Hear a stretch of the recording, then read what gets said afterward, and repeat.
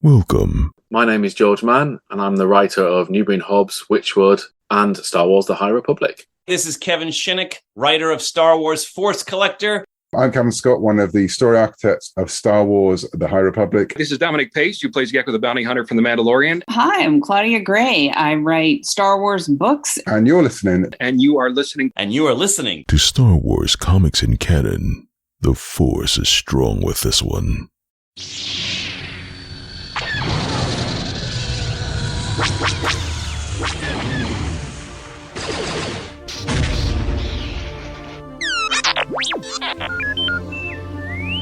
Hello there and welcome to Star Wars Comics in Canon, your guide to the wider Star Wars canon through the comic book lens. And to take you on this journey, I'm your host, Mike Burton. And so brings episode 137.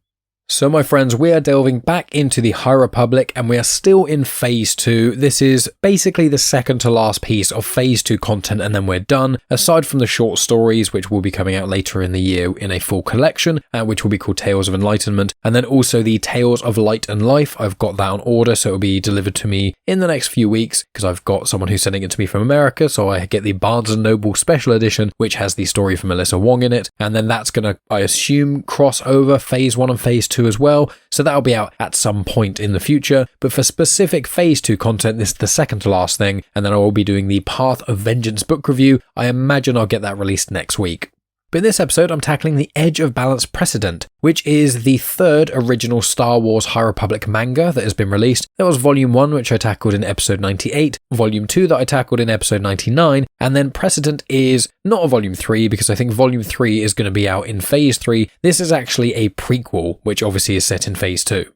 So in case you haven't joined before, what I do in this show is I go through the plot details of the piece of content in question. I go through it in chronological order, which is easy for a manga because it's just the one volume. And then along the way, I give you additional context on certain events that occur, but also additional bonus information on certain species that pop up or events that occur that have been linked to other content or even characters that you may recognize. I kind of give you an idea of where you may have seen them before. So it's a way of expanding your canon knowledge and also giving you a good idea of what happens in this piece of media if you haven't read it prior. But if you have read it, then hopefully you'll learn something new either about the content in question or about the additional information I give you along the way.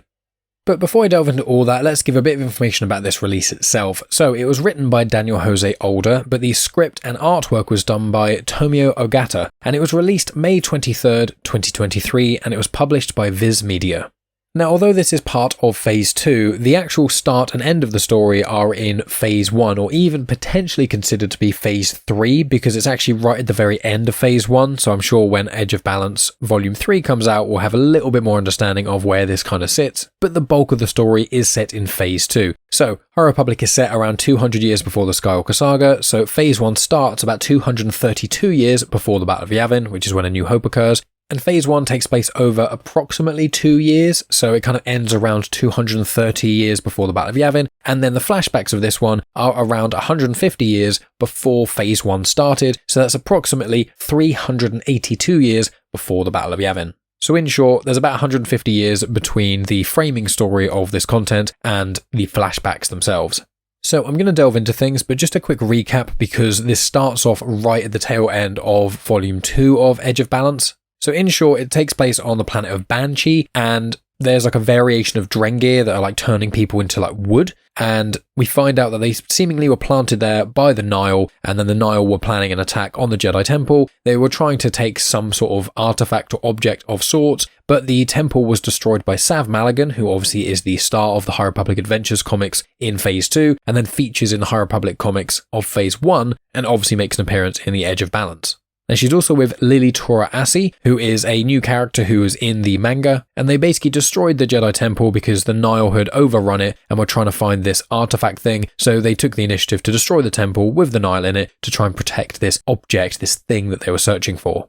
There's a lot more detail to what happened in Edge of Balance, but if you want to find that out, listen to episodes 98 and 99, or as I always say on this show, support the creators and pick up this where you can. So buy the content where you can, because they are really cool, and I've not actually read that much manga. I've read like a few manga in the past, but non-Star Wars manga. But I do have the manga adaptation of the Guardians of the Whills novel, which I'll delve into at some point in the future, probably when the High Republic is a bit less busy. But although this show does tell you the majority of the plot information and things of what occurs, there are little bits and pieces that I do leave out, and also obviously reading it along and getting to see some of the incredible artwork in this would really benefit you as well. So support the creators where you can, pick it up, but without further ado, let's delve in. So I'm going to read out the crawl, but this is the generic crawl for the start of Phase 2, so it's just kind of telling you that it's in Phase 2 without just saying the words Phase 2, even though the start of the story is actually at the end of Phase 1, but it'll all make sense. So here is the crawl. It is a time of great exploration. In an effort to unite the galaxy, the Chancellors of the Republic, working alongside the courageous Jedi Knights, have dispatched dozens of Pathfinder teams into the farthest reaches of the Outer Rim. But it is also a time of great uncertainty. Communication is unreliable, and tall tales of mysterious planets and monstrous creatures abound. Prospectors and pirates roam the frontier, and the worlds of Aram and Erano are locked in a forever war. And on the far-off planet of Dalna, a new threat to the galaxy is beginning to emerge. So the manga starts off at the end of Phase 1, which is after Edge of Balance Volume 1 and 2. There's a group of Nihil that are searching through the ruins of the temple on Banshee, and Marchion Ro and Vol Garrett show up. So Marchion Ro is obviously the eye of the Nihil. He's like the big bad in Phase 1 of the High Republic, and assumedly Phase 3 of the High Republic, and Phase 2 is kind of like a build-up into his ancestors, who are ever any. But if you want to find out about that, just listen to my other book reviews and things, because it gives a lot more information on those. Vol Garrett, however, is a different species altogether. Now, by trade he is a bounty hunter, but his species is actually a Harch. Now Harch are essentially humanoid arachnids, so big spider people in essence. They can live for centuries, they have 6 arms and 2 legs, several eyes on their face, and the head of basically a spider. And Harch are actually genetic cousins to Aqualish, and they are from the planet of Secundus Ando. Now, if you've seen the Clone Wars, then you would have seen the Harch species before. There is a character called Trench who is in about 5 episodes of the Clone Wars, especially in Season 2, Episode 16, which is Cat and Mouse, as well as the Season 7 Clone Wars Bad Batch arc, and then in Season 6 as well. Now, when you see him in Season 6, he's got some cybernetics and stuff too, which makes it quite cool, and the character itself is also mentioned in the Tarkin book, and a few other little places here and there. But in canon, the Harch species have not really been in a huge amount of places. They get mentioned here and there, and I think they show up in like the background of a couple of comics. I think there's a couple of thugs that are Harch, but Trench would be the one you know the best. So back to the story, you've got Marchion Ro who specifically wants something, and only Vol Garrett has seen it. So Marchion Ro warns Vol that he needs to get this because otherwise he has no other usefulness to the Nihil, obviously insinuating he will get him killed. So the Nihil start searching through these ruins and things, and then they find a little droid guarding a box. This little droid is called ZZ-10, and is like an eye stalk with like a little body and things. Makes me think a little bit actually of some of the robots you see in Portal, as in the game by Valve, which is a few years old now. But as soon as Vol sees this, he recognizes it and asks what the Wookiee was doing by burying it. The Nihil are getting agitated because obviously they are worried that Marchion is going to punish them in some way, and Vol says he's got all the time in the world, so asks ZZ to tell him the tale of how he got there. So then we get the flashback to around 152 years prior. So ZZ-10 recalls the Battle of Dalna. Now the Battle of Dalna is seen in quite a lot of Phase 2 content, primarily seen in the Cataclysm book and also in Path of Vengeance. It's also known as the Night of Sorrow by people on Dalna, and it's basically where the Path of the Open Hand, also at that point kind of known as the Path of the Closed Fist, they're doing a lot of dodgy things on Dalna, and then they get found by a lot of different Jedi who are seemingly investigating different things but kind of go off on their own to find out what's going on. And then in Cataclysm it's shown that several Jedi at the same time just happen to be on Dalna, and so the Path of the Open Hand then get quite bothered by this, and then essentially a big battle breaks out. Some Dalnans get involved, supporting the side of the Jedi. Then you also get like Jedi reinforcements show, I think a couple of Republic troopers maybe as well. But you've got lots of pockets of different Jedi. It is written by Lydia Kang, Cataclysm, and it is absolutely fantastic. Some of the best action scenes I've ever read in Star Wars, and Cataclysm as a book in itself is just phenomenal. So I'm not going to delve into all that, but if you want to know all of the details of Cataclysm and you don't want to pick up the book or listen to the audiobook, which I would hugely recommend, you can listen to my episode where I did the review on Cataclysm and then gave a plot overview on it as well, so you can get a good idea of the kind of characters that are there and the kind of things that pop up, including the character Yaddle, who's always a delight to hear from.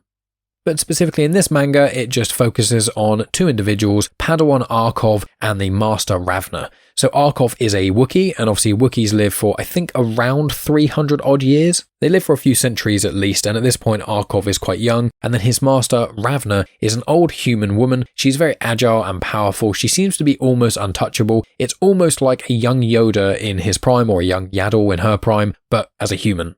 And Arkhov and Ravna are fighting the path of the open hand / the path of the closed fist. So Ravna is very easily taking out people, jumping from shoulders to shoulder, kicking them and using the force, and is saying about being very precise, that one precise hit is more valuable than 100 unprecise ones. And that's something that she's trying to teach Arkhov, because Arkhov is somewhat impatient and he's quite brutish in things. He doesn't really think about things that often, and he's definitely not very precise in his attacks or his general Jedi demeanor. So Volgarret attacks, and Ravna easily evades him, jumping off from here, there and everywhere, kicking him into walls and things, and then he ends up fighting with Arkhov, who are both quite big and brutish. And while this goes on, we see Aslin Rel is there. Aslin Rel is panicking while around all this battle and things, but senses something. Ravna seems to sense the same thing, and then tells both Arkhov and Aslin it's time to go. So Aslin Rel is a character that I delved into, I think, in episode 134, which is Quest of the Jedi. That's another flashback kind of one-shot comic, but he is in the framing story. But Aslin Rel is in Path of Deceit, Path of Vengeance, obviously Quest of the Jedi, as I just mentioned, and I'll delve into him a little bit more at the end of this. But in the book Cataclysm, when there's the Battle of Dalna, also known as the Night of Sorrow, it's just loads of different Jedi end up kind of appearing and fighting with one another, and then stuff happens and they get separated and things. So there's lots of characters that kind of pop up in each other's stories, if only for a moment, and we're going to see that later on in this manga too. So the trio of Jedi start to flee, and then the tunnels get flooded. Aslin gets separated because this water comes down and just brushes them all aside, whereas Ravna and Arkhov are in like a different section of these caves. Because on Dalna, the Path of the Open Hand seem to have made their way into the caves. That's where they hide a lot of their stuff. It's quite fortified. Obviously, if someone's attacking you and you're in the caves, you do have an advantage. But in Path of Deceit and also Path of Vengeance, it is shown that when it rains a lot, then the caves do get flooded and can be very dangerous. So Ravna and Arkhov, when they're in this section of the cave, they're with ZZ-10 as well. Arkhov is struggling to stand up. He's like laying in a puddle of water, and he's struggling to stand up, and ZZ-10 can't really figure out why. So Ravna then says to him and to ZZ-10, look, go and find the exit, because she's trying to confront something she senses around them. Meanwhile, Aslin is alone in this other part of the cave, and he feels quite peculiar. And there's some incredible artwork, and it is quite dark and a lot to deal with, where he feels like his eyes are bleeding, and we see him like holding his face, and there's like blood trickling down from his eyes, and very cleverly drawn by Tomio Ogata. You see that like him doing these things, and then there's like a frame where none of this is happening, so clearly he's like hallucinating. It's almost two identical frames where Aslin's doing the same thing, but one of which what he is seeing, which is all really scary stuff, and then one where nothing around him is really happening. He then sees like monsters and what seems to be like souls climbing out of the water and grabbing him. They're chanting lots of things at him, things like the Force will be free and you'll be dust and this kind of stuff. He can't believe it's real, and he doesn't really know what's going on while he's hearing all these words, and then he just collapses. So then back to ZZ. He wakes Arkhov up, and they are outside the caves near some trees and things like that, but everything is quiet, so ZZ believes the battle was probably finished. ZZ finds Ravna's lightsaber, and then Arkhov recalls that Ravna said slightly early on in the manga that once you lose your saber, you've lost, so you need to protect your saber with everything. And so this is obviously freaking Arkhov out a little bit because he knows that Ravna would never leave her lightsaber, and then they hear a noise. And then we see Vildar Mak and Tay Serik taking Aslin away onto some transport. Aslin is muttering Shri Karai Karai to himself, which anyone who's read some Phase 1 content, I think especially the Trail of Shadows, a miniseries also by Daniel Jose Older, which I tackled quite a while ago in the show, in episode 96 to be specific. So it's like this nursery rhyme kind of thing, I believe, but I don't know if it's a nursery rhyme in Phase 1 because of all the weird stuff that happens in Phase 2, but he's still muttering to himself and can't really focus on anything. Vildar Mak and Tay Serik, they are from the High Republic comics written by Cavan Scott, which are the Marvel run in Phase 2. I've tackled all of those now, again, in the last few episodes. And so while he's being taken off, ZZ talks to another Jedi there, who is Mattia Cathli, also known as Matti, the Redskins' Twi'lek. She notes that it's going to take time for Aslin to heal, so they're going to take him off somewhere. So ZZ goes and tells Arkhov about Aslin, and Arkhov is burying Ravna's lightsaber, and he says that she will no longer need it. But ZZ is confused and seems to be quite frustrated by the situation, but Arkhov doesn't say anything further. Meanwhile, Vol Garrett is thinking about himself getting bested by that old woman, Ravna. He wanted to prove himself that he could beat a Jedi, and then Arkoff got in the way of him. And then the Flood took Vol away, he seemed to smash into a rock and passed out. He then awakens near Ravna and Arkoff when they're in those caves just before they separate, but they don't seem to spot him, and he notes that the Jedi seem to be distracted or confused by something. We then see a little bit more of what happened to Ravna. She senses that thing, and then she separates with Arkoff and ZZ, and her nose starts to bleed as she's staring into whatever this thing may be, and then she seems to just disappear. Vol can't figure out where she went or why this happened, and so he wants to find out what caused this so he could take it and use it as revenge against the Jedi. So then soon he gets back on his feet, and then is ready to go back on the hunt.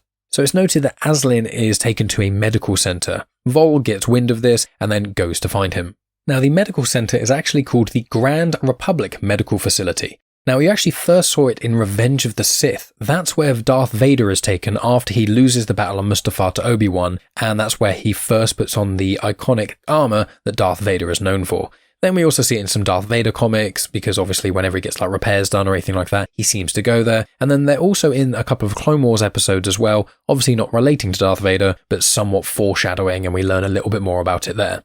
So Vol gets to this Grand Republic medical facility, and Aslin is there madly scribbling in a book, as in with ink and paper, which is quite rare in the Star Wars universe. Even this many centuries before the Skywalker saga, data pads are pretty much the only thing used to write anything on. So Vol goes up to Aslin and asks for information, asks what actually happened to Aslin, what happened on Dalna and things, and Aslin doesn't pay him any notice, so Vol starts to threaten him. Again, no response. So he then grabs him and then pushes him against the wall and things, but Aslin just keeps on writing in his journal. So people hear the ruckus and the noises, obviously, of Aslin being slammed against a wall and things, so they call out to Aslin, and Vol Garrett hides, and then hears that he's being transferred to the sanatorium at Graver Monastery, or it might be pronounced Graver Monastery. Now, there's been a couple of variations of what this is described, and it seems to only be in works by Daniel Jose Older, so it's on the planet or the system of Graver, so hence why it's Graven, and then there's the monastery, but also known as the Asylum. So it was actually first mentioned in Last Shot, which is a Lando and Han Solo story. I believe I've released the book review for that on this feed. I think I did that several months ago, so it'd be either in early 2023 or late 2022. It's a cool story, you should check it out. But it was also mentioned quite recently in the High Republic Adventures comics number 8, the finale in fact. So I tackled that in episode 136 of Star Wars Comics in Canon, and a certain character who is a bit mad is taken to the asylum. I won't say specifically who it is, just in case you haven't yet listened to that episode or you want to read those comics, but it's a Kodian character is taken to the Graven Asylum. And then we go back a bit to a few days prior where we've got Arkoff and ZZ still looking around for Ravna. Arkoff wants to return to Coruscant, ZZ is mad about it, runs off to try and find Ravna. So members of the Path of the Open Hand then see ZZ and then give chase. Arkoff obviously is only nearby, so hears this, grabs ZZ, and then they hide as the Path of the Open Hand members kind of wander off in a different direction. Arkoff then says to ZZ that he can't sense Ravna, he can't sense anyone else there, and in fact he thinks that the rest of the Jedi have actually gone, so they really need to leave to go back to Coruscant so they can report. ZZ is hesitant, but he does agree to return so they can advise the Jedi Council of what happened. But ZZ is sad because serving Ravna has been his main purpose and he has never left her side. So then on Coruscant, you've got Arkoff who's reporting to Creighton's son and a Jedi Duros called Rin. So Creighton's son is one of the main characters in the Battle of Jeddah. He does also appear in the book Convergence and then is a main character in Cataclysm. Now Rin is a Duros. I don't think Rin really appears much elsewhere, but a Duros species is kind of what the stereotypical alien would look like, kind of grey or blue skin, very big eyes, no nose, quite a big head. And there's been quite a lot of Duros in Star Wars. There's one in the Cantina scene in A New Hope. There's Shriv, who's in the Battlefront 2 campaign mode. There's lots of them. You'd have recognised them. So after Arkoff gives the report to Creighton and to Rin, Arkoff then leaves, and then Rin and Creighton discuss it, and they believe that Ravna probably died in battle, and they don't really want to cause panic over these rumours of monsters, so they will not action that any further or take note of it. And I must add in here that in Cataclysm, I believe that Creighton's son and Yoda speak about these monsters, the nameless creatures, the Leveler, and they agree to not tell anyone about it either because they want to find out a bit more information about it, and they, again, don't want to cause panic, hence why Creighton's son probably said the same thing to Rin. Then we see that Arkoff and ZZ go and check the Jedi archives, trying to find some sort of mention of monsters on Dalna or anything like that. Obviously the Jedi, and especially Arkoff and ZZ, don't know that the species are called the Nameless, and don't know that the main one is called the Leveler, so there's not really any way for them to search, but even what they do search is not showing up. And as I mentioned, the Jedi who did know about these creatures didn't really mention them or put them in the archives. Arkoff then talks to ZZ and tries to work out what leads they could follow, and then Arkoff notes that the mumblings of Aslin could actually be a song. So they decide to go and visit him on Grava. So Arkoff and ZZ then get to Aslin on Grava, and they try and talk to him, but he's like hallucinating. He freaks out and is like crawling away and crying as Arkoff approaches, seeing him as this big, giant like swamp sludge monster thing. And then he has clarity for a few moments and says that something on Dalna got to him, and he can't tell what's real anymore, and then he passes out from exhaustion. So ZZ and Arkoff agree that they're going to go visit him later after he's had a few days rest. So, a few days later, they return, and Graza has been attacked, and there's a wounded person near the door who says a Harch attacked and took Aslin. So Arkoff and ZZ then go off and look around the area, and they manage to find Vol Garrett and Aslin. Aslin is still hallucinating and has not really got a grasp on reality, and Vol is trying to work out what did this to the Jedi. He asks Arkoff and ZZ, and they confirm they have no idea, which disappoints Vol, and he says, well, that makes Aslin even more important.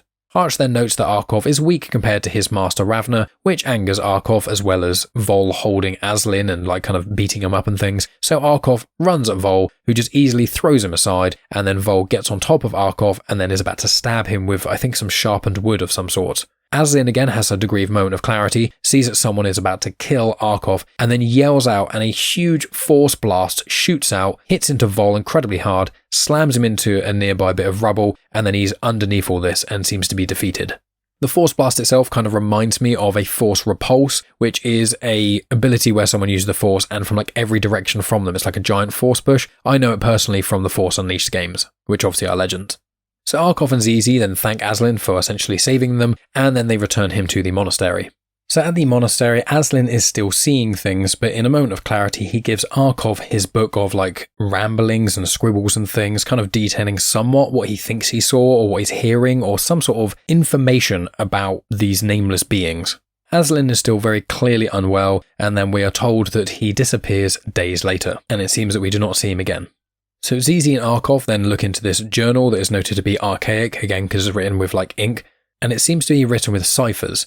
So ciphers basically in code, so it's written in a code, and you normally need like a special code word or something to be able to decode it all, which obviously they do not have. In addition to that, some of the pages are missing, and then they think that maybe Vol has survived the interaction with them and Aslin, and then he may have taken them from the scene when obviously he kidnapped Aslin and took the journal. So ZZ then says that they must keep the journal safe while they look out for more information. So they decide on the planet Banshee because a Jedi temple will be built there fairly shortly, and Arkoff is going to be in the nearby area so he can kind of keep an eye on the system. ZZ then suggests one more failsafe. Arkoff is sad about it, but agrees, and so he puts ZZ down in this box thing with the journal to protect it. So that's the end of the flashback, so now we go to the sort of final part of this manga, which is now in present day, which obviously is at the tail end of Phase 1 of the High Republic, which is 150 years after the flashback story we've just got. So ZZ is talking to Vol, and ZZ notes that he has sent out some communications. Vol kind of laughs at that and says that he's too far away from any Jedi for them to actually help. He will just grab what he wants and then he'll disappear. And then ZZ said, well, there was another thing. And then a bunch of like blaster cannons come out, and it's like these big tentacle-y things that start immediately firing on Vol and everyone around him. So all of the Nihil seem to be all wiped out, but Vol seems to survive this. He then dismantles the droid, like taking apart the blaster cannons and everything that ZZ is connected to, so ZZ is just left to his orb head and little body thing that was what he used to look like before he was connected up to this failsafe. ZZ then notes that he will now self-destruct to take Vol and the journal with him, but then there is a noise. Vol doesn't seem to hear it, but then Arkoff shows up slowly and then dives at Vol with one specific, precise hit, and it seems to be quite samurai-esque, and he seems to take out Vol in one hit, and Vol finally goes down and seems to be dead. ZZ is really excited that Arkoff is now a master and shows that Ravna is right to put faith in him, and also commends him on his attack on Vol because it was one precise hit, so it means that Arkoff has finally learnt the lessons that Ravna is trying to teach him. So Arkoff obviously saves ZZ and they're like happy and things, and then Sav Maligan shows up and is like, oh, what did I miss? And then they fix up ZZ best they can, and then decide that they're going to introduce him to Lily, and also they can go off and try and decode this journal and things. Obviously, Lily Tora Assi is the character who is in Volume 1 and 2 of Edge of Balance. She's kind of the main character. She's actually seen on the cover of Volume 2 of Edge of Balance, and the end of Edge of Balance Volume 2 was linking in with the end of Phase 1 of the High Republic, where after, and this is a mild spoiler, it's a big spoiler for Phase 1 of the High Republic, but I've done a lot of Phase 1 content, and you probably know about this by now, but in Phase 1 of the High Republic, Starlight Beacon is destroyed, and then when that happens, the Jedi Council send out this message to all Jedi across the galaxy saying all Jedi need to return to Coruscant to basically figure out what their next steps are going to be. Lily disobeys this and decides to stay on Banshee in case of the Nihil returning, and she wants to help rebuild from all the damage that has been caused by the battles with the Nihil. But that, my friends, is the end of the Edge of Balance precedent. Again, there's a lot of dialogue in there that I missed. There's a few little bits and pieces that I missed as well, but obviously that links in with me telling you to support the creators of this and pick it up where you can. Especially some of the artwork in this is absolutely fantastic. And I must say, I must retract something I said in prior episodes where I remember not actually enjoying Edge of Balance Precedent as much. But in this read, especially where I think I took my time with it and I had to make notes on it and things, I did really, really enjoy it. I still don't think that the manga is among the best of the High Republic content, either the Volume 1 or 2 or this. I have found them enjoyable, and I think that Edge of Balance Volume 2 is really good. There's a big gut punch moment that happens in that, which I won't spoil, but obviously go back and listen to the episode on that. But I find that they are good, but I think because they are manga and they're kind of almost like fringe content, generally speaking, with Star Wars, stuff on screen is watched the most, and then you get books, and then you get comics, and I think the manga is not picked up by a huge amount of people. So obviously the stories are still good, and people put a lot of effort into them, but they don't have the same weight behind them as, say, the adult novels do for the High Republic. It's just generally how things go. So I do find that they're good. I don't think they're necessarily essential High Republic reading, but they are definitely enjoyable, and this has some really, really good moments in, especially a lot of the stuff around Aslyn Rel. And also I think when I read this first, because I thought it was just its own separate thing, I think I read it when I was like partway through the High Republic, so I think I hadn't finished all the books. I don't think I'd read all the comics. In fact, I'm certain I hadn't read all the comics. So I think when there's certain connections, it didn't really impact me in the same way. And although a lot of High Republic content works really well if you haven't picked up any other High Republic content, I feel like this in particular, you need to have read Edge of Balance Volume 1 and 2, and you do need to have read quite a bit of the Phase 2 content for any of this stuff to really make an impact. Because I think I remember when I first read this, I was just a bit lost as to what was going on and what the relevance of any of this was. And I think if you haven't read Cataclysm or Path of Vengeance and you don't know about the Battle of Dalna and the Night of Sorrows, I think that it would, like the elements of this would kind of get lost on you. Like I think you get the gist of maybe the Nameless, but even then, like you don't see the Nameless in this manga. They're not called the Nameless, and we don't really get any indication of them. There's just like these Jedi hallucinating because of these monsters. And when I read this, I knew who the Nameless were and things. So I don't know, it just didn't hit me in the same way. So I think this is one of those almost completists only things. Not to downplay the creators, obviously Daniel Jose Older and Tomio Ogata did a really, really great job on this. But I just think when it comes to essential High Republic media, these are definitely not it. But with that in mind, my friends, what else is going on and what have we got coming up? Well, if you are listening to this and it's your first time, please check out some of the other pieces of content I've released. If you're listening on the podcast feed of Star Wars Comics in Canon, anything with THR at the start of the episode means it's High Republic, THR P1, Phase 1, P2, Phase 2. And if you're listening in the far future, there's probably going to be some Phase 3 content as well. Obviously, if you're on YouTube, please like and subscribe and things. And obviously, please subscribe to Star Wars Comics in Canon, the feed as well. But if you're on YouTube, you can check out the High Republic playlists, which has got every piece of High Republic content that I have tackled in there. And I've tried to put them in either chronological or release order. And like all the phases I kind of do together. Obviously, if you're listening on the feed of Comics in Motion, please subscribe to that because there's not only my Star Wars Comics in Canon episodes, but loads of other amazing pieces of content that some incredible creators also release. So make sure you check those out too. And obviously you can follow me on social media at Genuine Chit Chat on Instagram, Twitter, Facebook, and on TikTok. I don't post a huge amount on TikTok, but I do try and post on there occasionally. It's just quite a lot of effort, if I'm honest with you. But follow me in all those places. It means a lot. And what have we got coming up? Well, as I said, I'm pretty sure I will do the Path of Vengeance book review next week, and then that will wrap up Phase 2 of the High Republic until I release the episodes on Tales of Light and Life and also the Tales of Enlightenment short stories by George Mann. But as I said, that won't be for a little while yet. And then following those, I'm free for a little bit because I think the first pieces of High Republic content for Phase 3 come out, I think it's like late October, maybe early mid-November. I think George Mann's book comes out in November. But obviously a lot of the comics that are going to be coming out, I won't tackle until the first arc of each comic has released. So really it's going to be like 5 months from the release of the first comic before I delve into that. But I do know there's a Shadows of Starlight miniseries. I think it's 4 or 5 issues long. It's written by Charles Soule, and it's kind of connecting phase 1 and phase 3 and showing what the Jedi did in the immediate aftermath of what happened in phase 1. So I imagine that'll be one of the first things I tackle, along with the phase 3 book by George Mann that's name escapes me right now. I think it's Eye of Darkness off the top of my head. But that'll be what I'm tackling in a few months' time, but you don't have to worry about that quite yet. But in the immediate future, once I've done Path of Vengeance, there's just the other comic stuff, so it won't be any more High Republic stuff for a little while. So obviously I need to do, there's the mini-series Asana Staros, there's finishing off the Yoda series, which I've just finished reading issue 10 of that, and that was really, really cool. So I've got those two, which are non-crossovery stuff.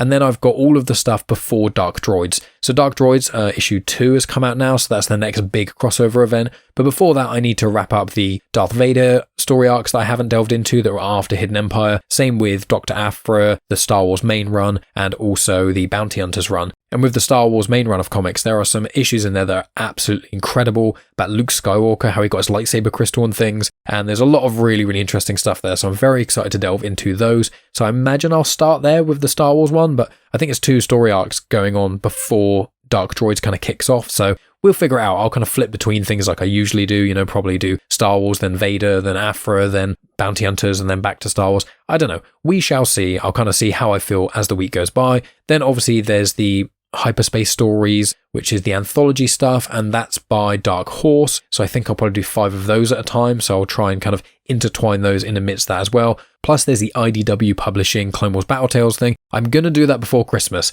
even if it's the last episode I release this year, just because I've been going on about it for so long and I still haven't read it. So I will be doing those. We've got Life Day coming up. Obviously that's around Thanksgiving. So when that happens, I've got the Life Day Treasury, which is quite cool. And that's a collection of stories by George Mann and Kevin Scott. So I will be releasing that, I imagine, around Life Day as well. But if you haven't already checked out my Life Day episode from last year, check that out because there's like a one-shot comic, which again is some anthology stuff, and that's a lot of fun too. I've also recently recorded my review of Inquisitor Rise of the Red Blade, which is a book written by Delilah S. Dawson, and it follows a Jedi called Iskat, and she goes through the Clone Wars and Order 66 and eventually becomes the Inquisitor, and we do actually see her in some comics and things, but I won't delve into that quite yet. I can't decide if I'm going to release that on Patreon first or if I'm just going to release it on this main feed, but we'll kind of see. We'll see what happens there. But that's going to be it for the time being. The other stuff that I've been doing has been the Ahsoka weekly discussion shows. So every week I have a different guest on and we discuss the Ahsoka episodes as they come out. Obviously there are loads of spoilers in those episodes because we delve right deep into them. And I try and release those episodes within 2 days or so of the Ahsoka episode airing. So keep an eye out for that. They air on the feed of the podcast Comics in Motion, or they air with the video version on my YouTube channel, youtube.com/genuinechitchat. If you're listening to that, please go subscribe to Genuine Chit Chat, trying to get my subscriber numbers up and things, and that would make a real difference to me. And then the last kind of things is how you can support me, where you can follow me on social media, as I've already said. Obviously, you're listening, which is the best way to support. You can share with your friends, you can share on social media, all that great stuff. You can also leave reviews and ratings, so you can rate on Spotify. It takes like 3 seconds to do, so please try and do that, or wherever you are listening. But in addition to that, you can leave reviews on Apple Podcasts, on Audible, on Good Pods, things like that. And if you do leave me a review, screenshot it, send it to me on social media or email it to me, and then I will send you a free episode of Afterthoughts, which is the bonus content I release. So if you want to support the show even beyond that, or if you get an Afterthoughts episode and then you want to support me even more to get more Afterthoughts, you can subscribe to my Patreon. That's patreon.com/genuinechitchat. For as little as £1 a month, obviously you can pay a bit more if you want, but you can just give £1 a month and then you get immediate access to over 180 episodes of Afterthoughts. And over there I do Star Wars Legends book reviews occasionally, but primarily it's myself and my fiancée Megan reviewing stuff.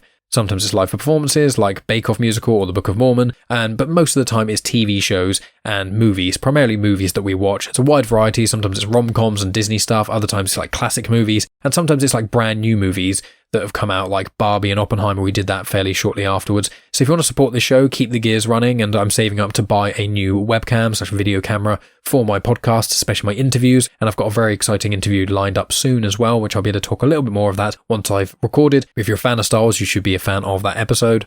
But yeah, please consider subscribing to my Patreon, and if you want to support the show but you don't want to sign up to something monthly, you can give a one-off donation to Ko-fi. That's ko-fi.com/genuinechitchat, and if you do that, I'll send you a couple episodes of Afterthoughts of your choice as well.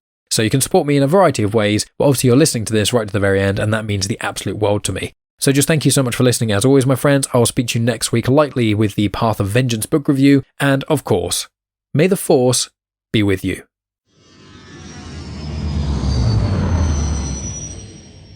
The intro for Star Wars Comics in Canon is arranged by myself, Mike Burton, and the backing music was made by Eric Matias of soundimage.org.